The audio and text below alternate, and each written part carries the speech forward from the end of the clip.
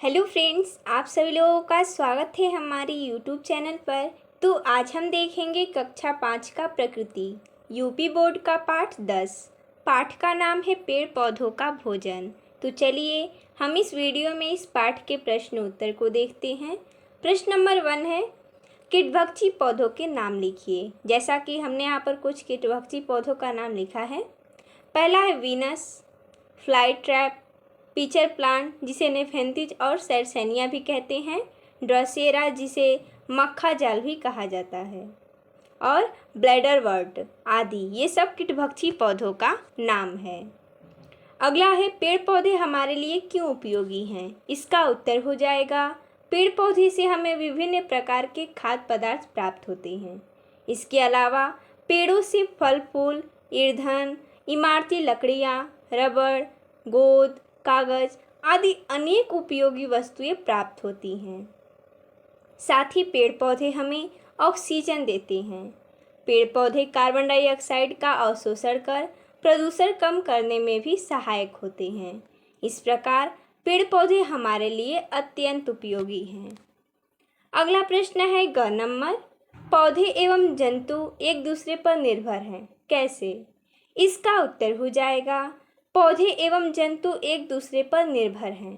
पौधों द्वारा निकला ऑक्सीजन जंतुओं के लिए तथा जंतुओं द्वारा छोड़ा गया कार्बन डाइऑक्साइड पौधों के भोजन बनाने के लिए आवश्यक है। अर्थात इसके कहने का अर्थ ये है कि जो पौधे हैं और जंतु हैं वो एक दूसरे पर निर्भर हैं, क्योंकि जो पौधे द्वारा ऑक्सीजन निकलता है उसे जंतुएं ग्रहण करते हैं, और जो जंतु कार्बन डाइऑक्साइड छोड़ते हैं वो पौधे ग्रहण करते हैं और ग्रहण करके अपना भोजन बनाते हैं, क्योंकि पौधे भोजन तभी बनाएंगे जब कार्बन डाइऑक्साइड मिलेगा। इसके अलावा शाकाहारी जंतुओं को पेड़ पौधे से ही भोजन मिलता है, और मांसाहारी जीवों का भोजन ये शाकाहारी जीव ही हैं। अगला प्रश्न है, हरे पौधों को स्वपोषी एवं जंतुओं को परपोषी क्यों कहा जाता है। इसका उत्तर हो जाएगा, हरे पौधे प्रकाश संश्लेषण क्रिया द्वारा अपना भोजन स्वयं बनाते हैं, इसलिए इन्हें स्वपोषी कहा जाता है। जबकि सभी जंतु प्रत्यक्ष या अप्रत्यक्ष रूप से अपने भोजन के लिए पेड़ पौधे पर ही निर्भर करते हैं, इसलिए इन्हें परपोषी कहा जाता है। हम समझ सकते हैं जो स्वयं से अपना भोजन प्राप्त करते हैं वो स्वपोषी, और जो दूसरों पर निर्भर हैं वो परपोषी। क्योंकि हरे पौधे प्रकाश संश्लेषण की क्रिया द्वारा अपना भोजन स्वयं बनाते हैं, इसलिए वो स्वपोषी हो गए। लेकिन जो जंतु होते हैं वो किसी न किसी प्रकार किसी न पर निर्भर रहते हैं, पेड़ पौधे पर निर्भर हैं, तो ये परपोषी हो गए।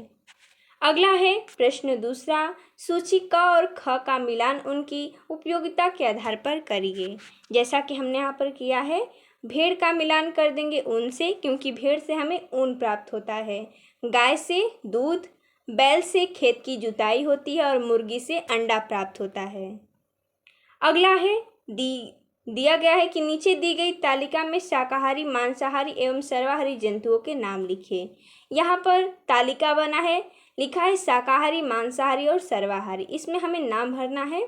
तो शाकाहारी में गाय, भैंस, हाथी, ये सब शाकाहारी होते हैं, क्योंकि ये सब घास भूसा और अन्न खाते हैं। और मांसाहारी में शेर हो गया, मगरमच्छ हो गया और कुत्ता हो गया।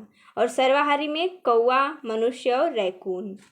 तो इस प्रकार हमने इस वीडियो में इस पाठ के प्रश्न उत्तर को देखा। तो मिलते हैं तब तक के लिए धन्यवाद दोस्तों।